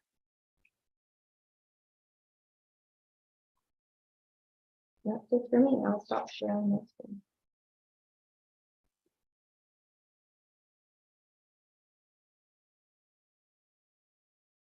All right. Thank you, Secretary Treasurer and Superintendent Whitten, for the very comprehensive presentation. I just want to go back through our agenda just for a moment. I believe we have worked our way through B1 through B6 of our agenda this evening. And so I think now is the time for us to open the floor up to some questions that trustees may have around the memos. So trustees, this is our time to have a discussion, to ask some questions. Shall I kick us off? I'm not seeing any hands. Well, that was a lot of information. So why don't I kick us off? I have a couple of questions. Just initially, I just wanted to confirm. So in terms of the recommendations for how we might balance the budget, I wanted to circle back to the student device ratio. So accepting that the proposal is at the moment that we would only basically maintain student devices, and I think the cost was around 48,000 to do that, and then we would plan to do a more significant investment in student device replacements next year and the year after. I'm wondering though, in terms of ratio, so I know we've kind of moved over the course of the pandemic from a 1-to-4 ratio to I believe it's 1-to-2, and then I think the proposed investment in the pack-up next year would bring us to a 1-to-3 ratio. So I guess, I'm pleased that we're looking to these kinds of savings in order to help us balance the budget this year. But I think that there is some work to do about what we are looking to invest next year, and in particular around what we think is an acceptable student to device ratio moving forward. So I'm hoping that we can do some more work around that. I'm not sure if we've landed where we need to be in terms of 1-to-3. I'm just minded that prior to the pandemic, we are at 1-to-4. And so I know that Director Canty is doing some work with schools around what the needs are. And so I'm hoping that, maybe by next year or by fall of this year that we can apply ourselves to some of that feedback. So I don't know if there's anything that Director Canty would like to add or Ken at this point, but if so, the floor is yours. Through the chair, thank you. Just a small point of clarification. The funding ratio from the district had been for 1-to-4, so for every 4 students funding a device. The reality in the schools for many years preceding the pandemic as well has been that in reality, through PAC fundraising and through other department funds, the schools have been moving much closer to a 2-to-1 device ratio. And that's been the kind of working reality within the classroom for many years preceding the pandemic as well. So it's just a small point of clarification that there's a distinction between the funding ratio and the actual ratio in being used in the schools. Thank you. That's a very important clarification to make for sure. Yeah, thank you. Trustee Kwan, go ahead. Oh, we can't hear you, Trustee Kwan. I don't know if you're muted or. Trustee Kwan, you may be able to select the different. Is that better? Yeah, we can hear you now. Okay, perfect. Okay, great. So sorry about that. Thank you for being patient with me. I wondered if I could get, or maybe just as a comment, and I'm not sure if Director Canty can speak to this, but, I'm curious too about that ratio and, whether that's applied across the district or whether, there is concessions made for, equity seeking schools, as well as grade level and age of the students and that kind of thing too. So I'd be curious to hear a little more about that. Thank you. Through the chair, I think it does require continuing research and discussion. However, we have seen a real standardization across all school grades and all school types. We've been discussing for the last few months with every school around their use of technology and sharing data with them around their use of technology. And it's surprisingly standardized and repeated model of high use of technology and student devices in schools and in classrooms. We're not seeing a lot of disparity between different grade levels and different school types. Thank you, Director Canty, and Trustee Kwan for your question. Trustees, opening the floor up to any questions you have about the various memos. Trustee Painter, go ahead. And I'll try to be general without getting too much into details. I was curious about the, we had a conversation earlier about the OLEP funds, and noted that in your presentation that OLEP funds were dropping about $23,000 this year. And I was just wondering if that had been taken into consideration in that previous conversation we had, or if that in that situation, that shortfall of OLEP funds is being offset somewhere. Thank you, Trustee Painter. I imagine our finance staff might have the answer to that question, possibly.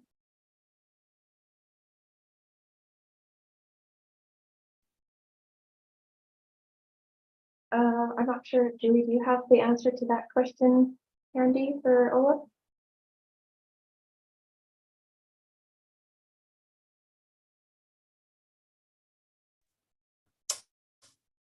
Through the chair, is this in the presentation that just happened? It's likely the carry forward, the opening carry forward funds, but I'll have to look into that right now. Maybe while you're doing that, just so that you don't feel too much pressure of time, I will just move on to Trustee Kwan, who has a question.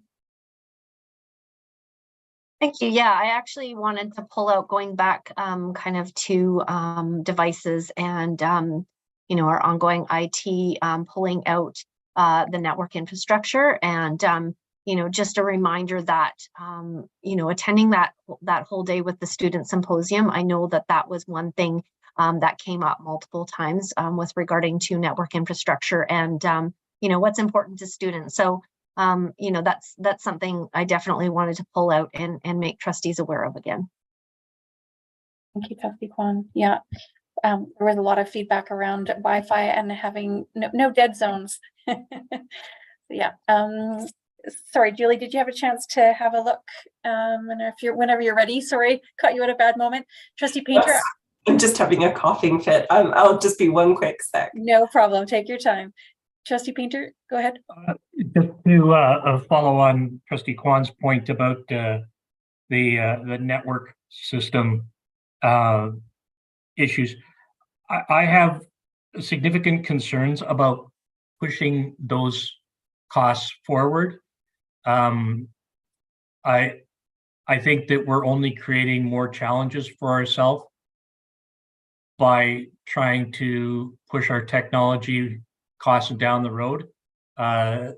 That's what got us into this problem of having massive potential costs this year that we are now trying to offset and smooth out over the years.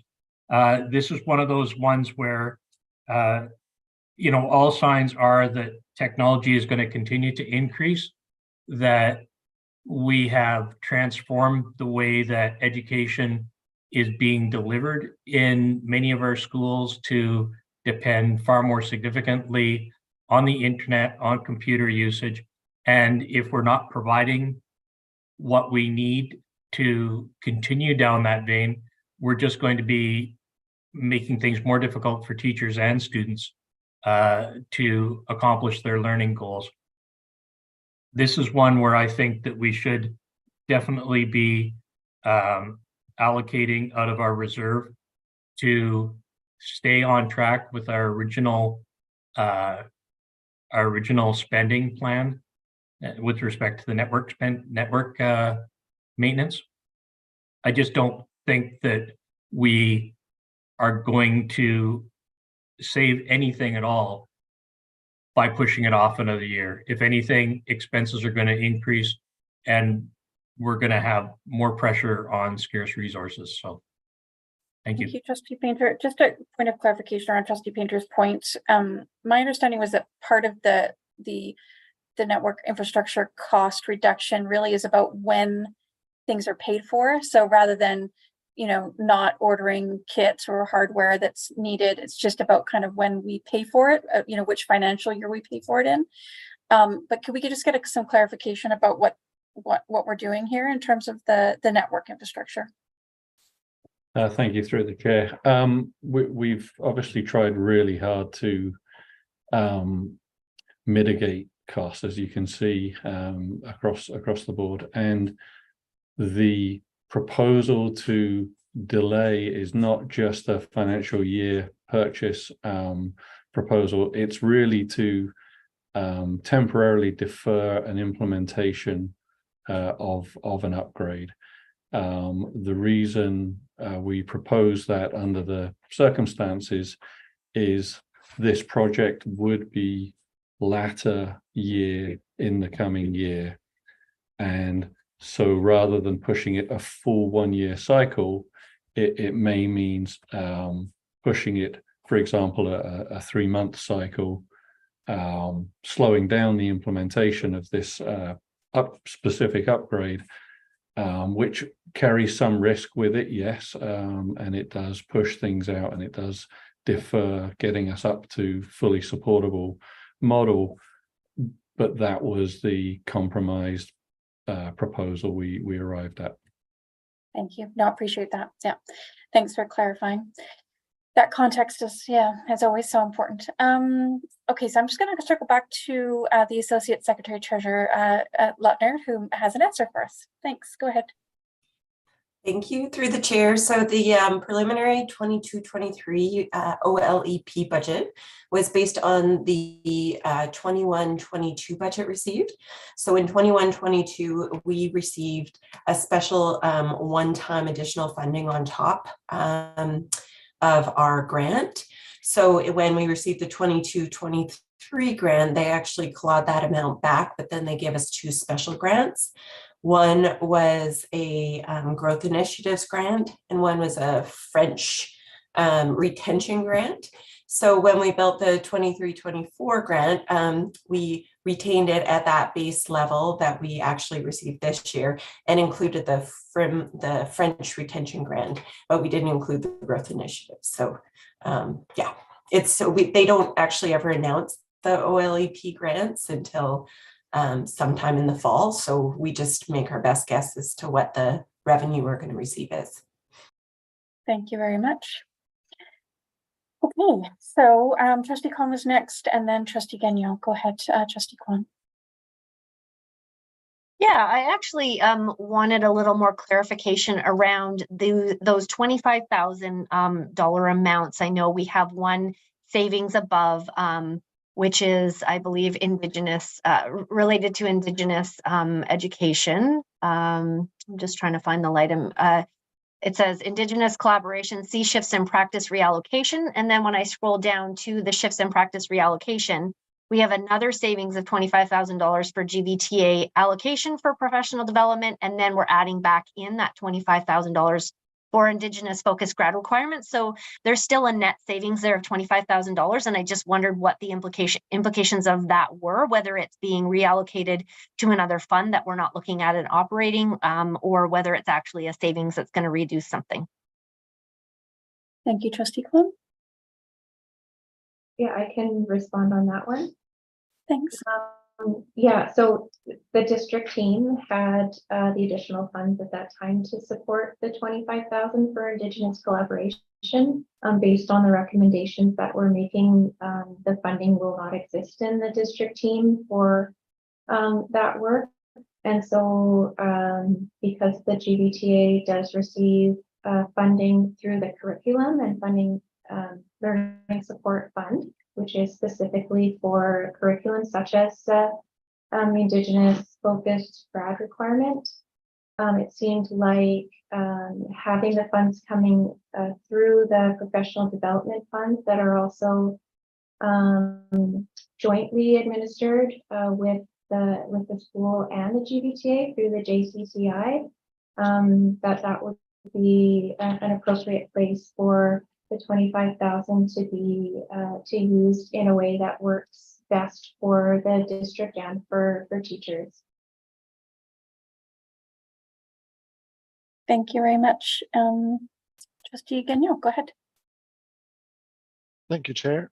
My question is in relation to the educator laptops and the technology replacements, and it's kind of in line with what Trustee Painter was saying, in that I don't really see the benefit of kicking this problem down the road.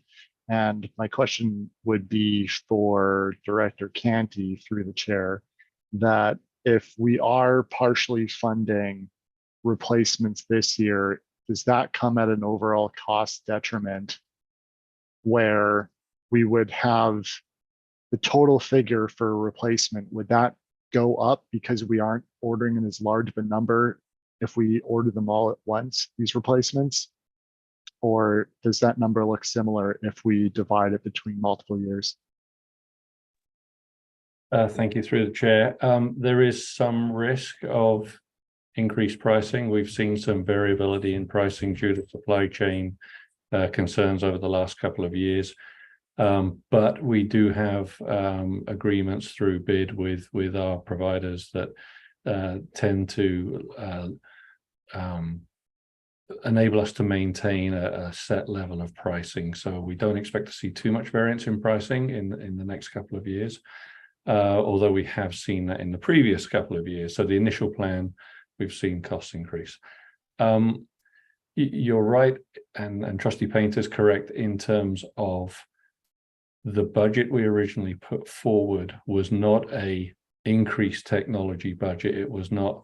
It was a refresh and sustain our current levels of technology. So in that respect, we are deferring some costs, and that does carry some risks that we need to manage. So, for example, we've identified projects that we think cannot wait, such as teachers having fit for purpose laptops in the classroom so that they can connect to these screens and take attendance and etc. Whereas the student devices, there's a possibility there to fix more, carry them an extra year. We're hearing that the performance is still workable on the Chromebooks, for example, and you carry that risk forward. Just, we go in with our eyes open and say, well, okay, if there's a high number of breakages, then those numbers will drop. But I don't think we're expecting to see a huge difference in the volume cost of purchase. Thank you very much. Did you have a follow-up, Trustee Gagnon? I did a second ago, but I no longer do. So okay. All right. Thanks to Director Canty for your fulsome answer. Just swapping between screens, make sure I'm not missing anybody's hand. But if I do miss a hand up, then just please let me know. Trustee Painter?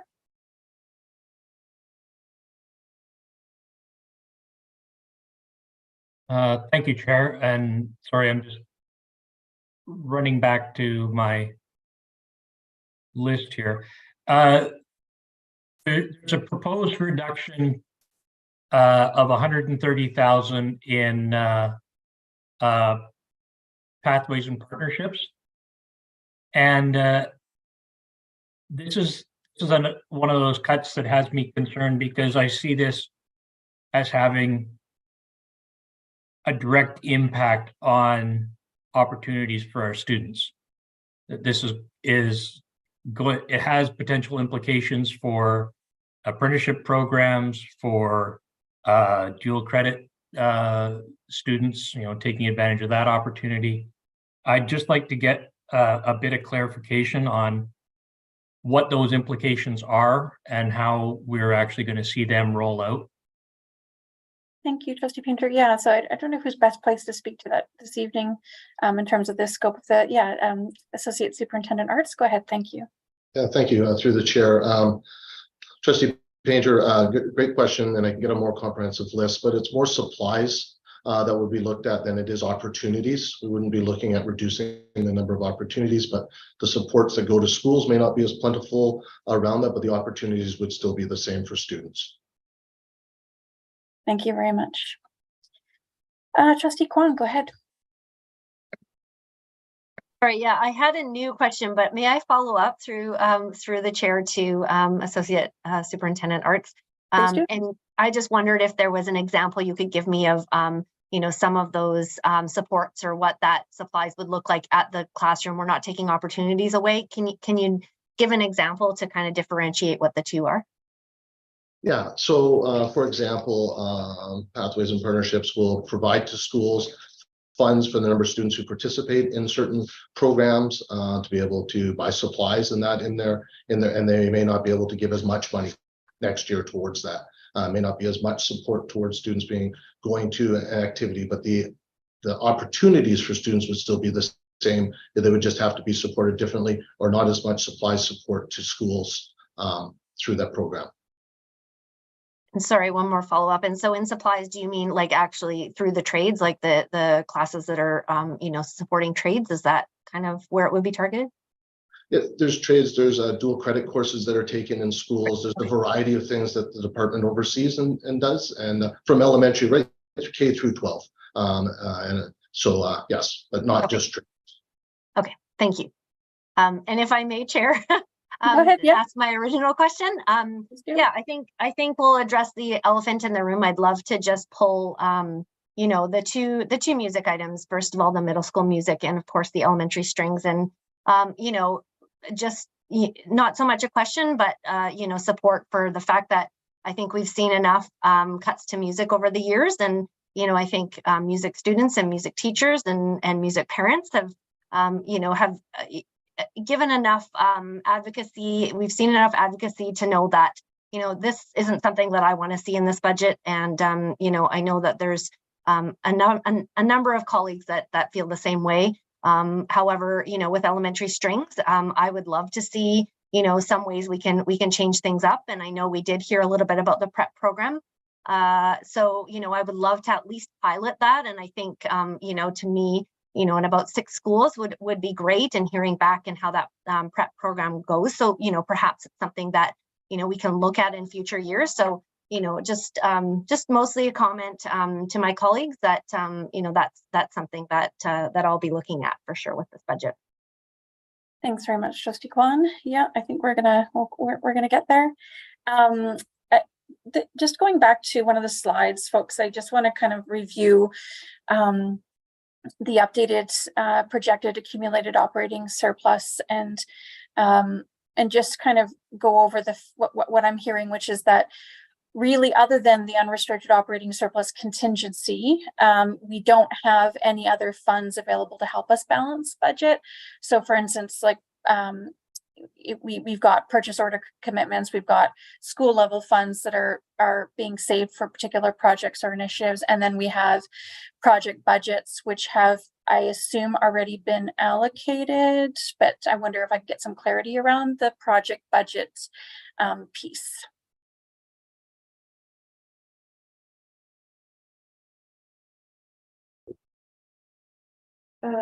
I can answer that. I think I'll go with the first part of your question, which was around, so I guess the school level funds is the $1 million. That was our original estimate of what would be left. And then in the recommendation, if we change the carry forward or the maximum reserves, then we're thinking that we could get an extra 300, just over 300,000 there. The project budget. So we've only included what we would consider restricted, and they're not really all project budgets, but that's the terminology that we use. So mostly what is in there are contractual things, like all the professional development funds are in there. Grants that we would have received that are in the operating fund, Cooper Smith Music Library, for example, things that we've received for a specific purpose, either contractually or by donation, would be carried forward. So historically, we have had a lot more in that account. Departments were allowed to carry forward some funds. Oh, actually, you will see some carry forwards there for a couple of departments that have targeted funds, such as the careers, the pathways and partnerships for ITA funding, Indigenous education, things like that. So they're not really discretionary. We've really eliminated those discretionary amounts from there. That's really helpful. Sorry, what was your second question again? Or did I That was you did. You answered both. Yeah, no, you clarified both questions that I had, just in terms of exploring a little bit more and making sure we're all clear about where we are in terms of accumulated operating surplus, and to the extent to which it can help us balance things for next year. And just so you know, like, this is like, Julie's really good, and like, this was her best estimate, but it's only an estimate. So when we get to the end of the year, we will know how the spending freeze played out, and if there are higher or lower amounts that are there. So we can't really necessarily bank on those numbers that are reflected on the table. Yeah, no, and appreciate that this is we're playing with a lot of projections, and they are best guesses, and that's what we do for this initial budget, and then we amend it based on the realities of and the actuals. So yeah. Okay. In terms of the proposal, any more questions around impacts? I wanted to go back to the music piece. I wanted to get a little bit more clarity about this idea of a hub, and how that would work in practice, and sort of how that would impact access to strings. I wonder if we could get a bit more clarity about what that would look like in practice. Again, I'm not sure who is best placed to answer that question. I'm happy to talk about that. So the idea behind the hub model would be that there would be 5 schools that would be identified. They may be a middle school, they may be somewhere, 5 schools that we locate, could be an elementary, where students from set schools would, if they were choosing to participate in strings, would go to that school and have their strings instruction. That instruction would happen outside of the school time, so most likely would be after school. And so families would, or students would travel there, have their strings and instruction take place in that way. So rather than it being in the 25 schools that it is right now, individually, there would be a more centralized spaces that families would come to. Yeah, very similar to Island Ukulele, which runs out of Oak Bay High School, has middle school and high school students who participate in it. Thank you very much, Associate Superintendent. Appreciate that clarification. Trustee Kwan, go ahead. Yeah, just a follow up through you, Chair.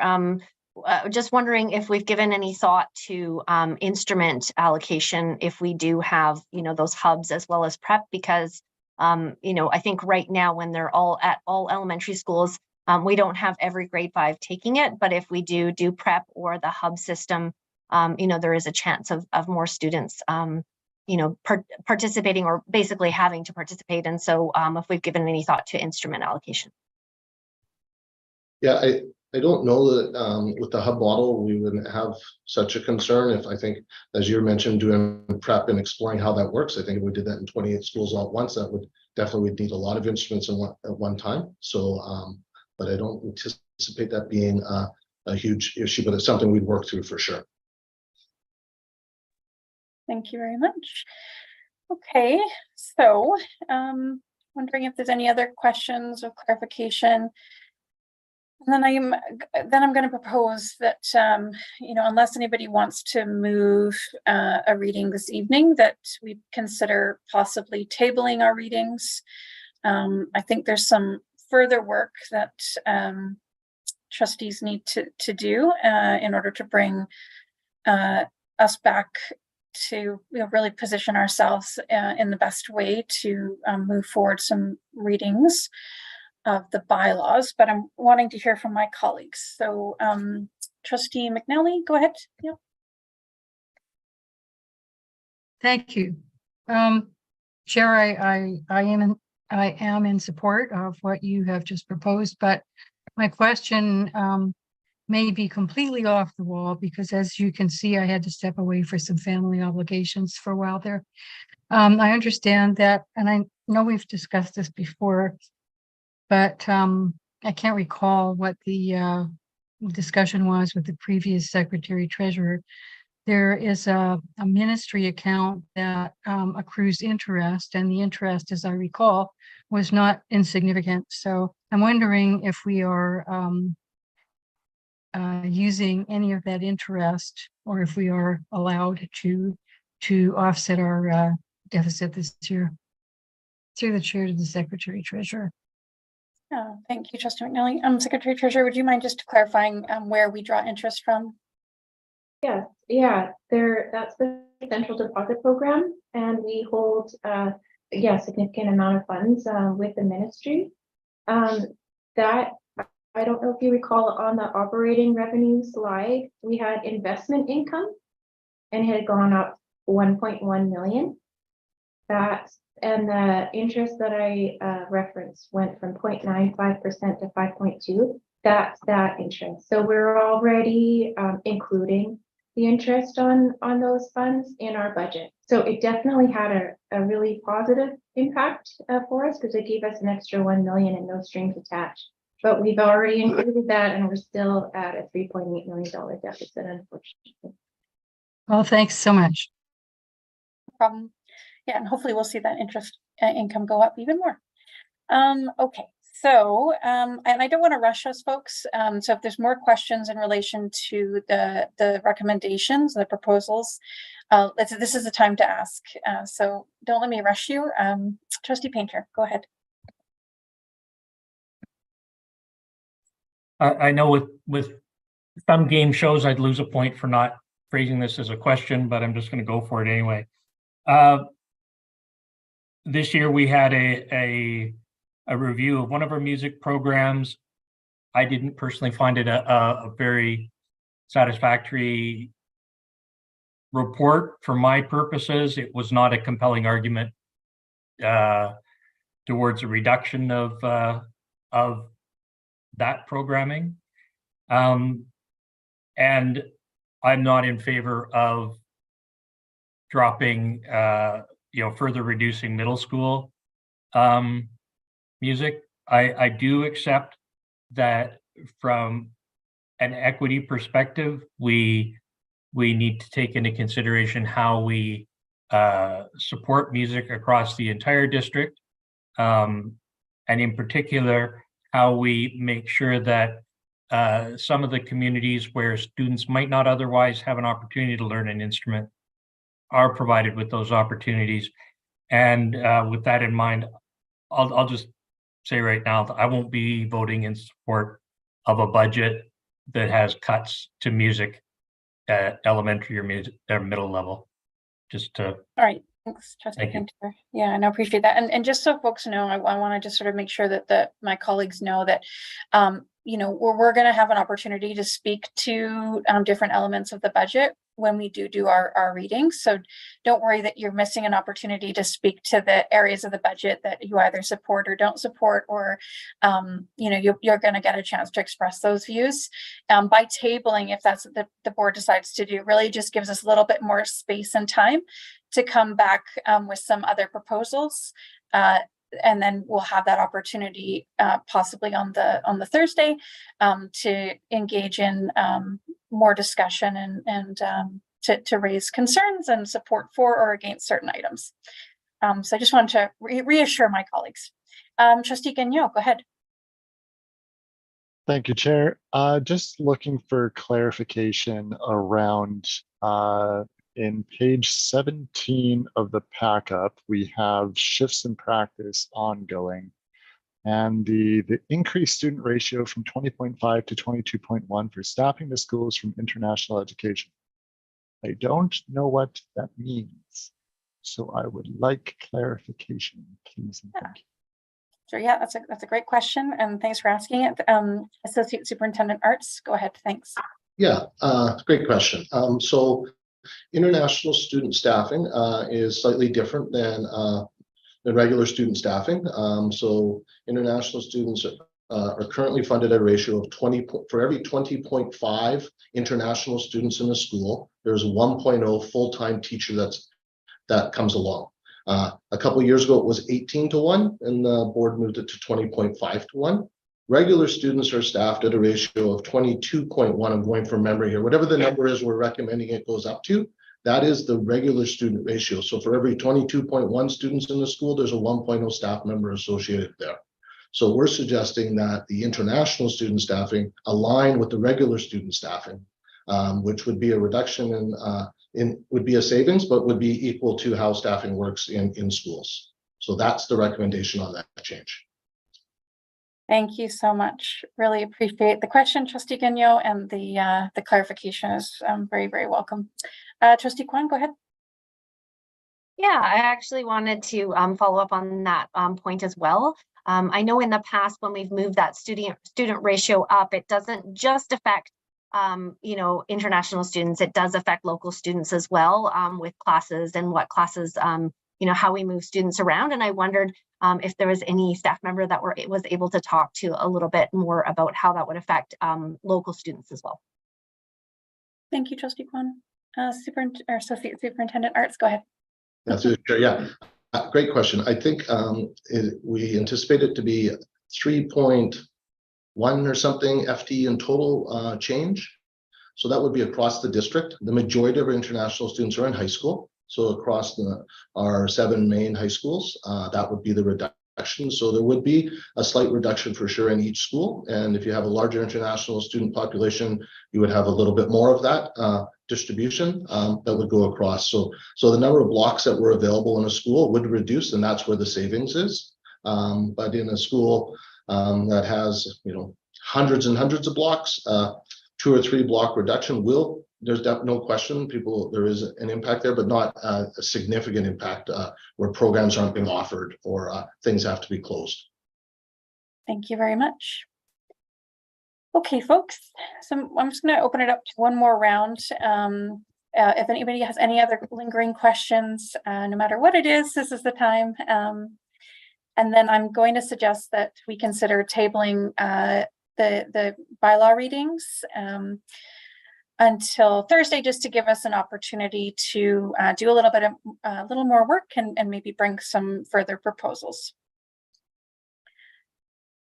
Not seeing any hands, but again, I don't want to rush you folks, and it is only 8:30. We're used to 10:30 evenings, aren't we? So we do have the time. If you have any other questions, feel free. All right.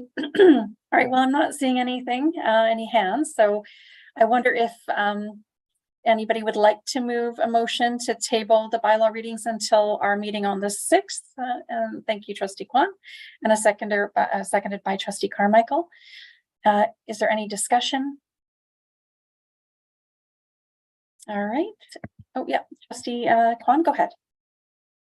Yeah, I mean, I think, trustees, we've been working a little bit on some budget items, and I think, we are close to, having kind of what we've set out to do. So, I think the work is getting close, and I think this is a good discussion tonight and gives us some idea of, what implications for everything is going to be. So, I have full faith that we'll still be able to come to a decision by Thursday and have all 3 readings that night. Thank you, Trustee Kwan. Would anyone else like to speak to the motion to table the readings until our meeting on Thursday, the 6th?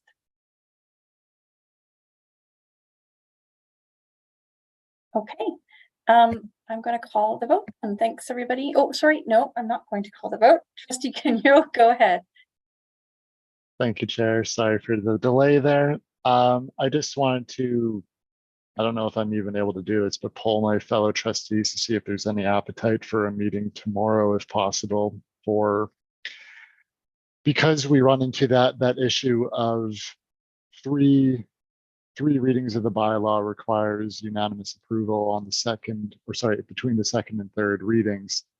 If there is an appetite to meet tomorrow to do a first or second, but also keeping that in mind that that may not be possible with the amount of information required. But just throwing it out there to my fellow trustees, if no one speaks up, then that will be the answer. And just for some context, trustees, so there might be some items for discussion that would have to happen in camera. And so I think that day in between would give the board some space to have any in-camera discussions that we might need to have in preparation for Thursday. And so we may indeed need to have a board meeting, but it might need to be an in-camera. Okay. All right, folks. Trustee McNally, go ahead. Sorry, but how are we going to decide what Trustee Gagnon just suggested? It's just sort of in limbo. It's like, oh, here's an idea, and now what? Well, are we going to do a poll vote tomorrow to see if we can do it, or how are we going to follow up? No. So we have a motion on the floor. So, and the motion on the floor is to table the reading of the bylaws until Thursday.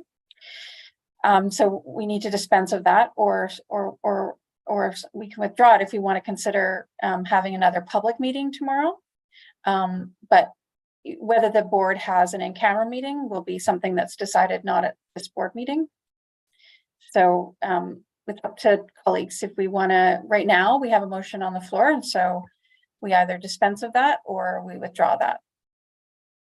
My suggestion is that we dispense of the motion on the floor, and then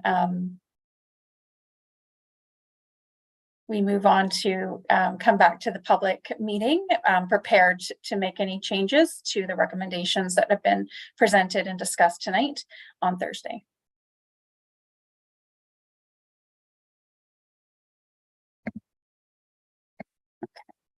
I'm not seeing any more hands, so I'm going to call the question then.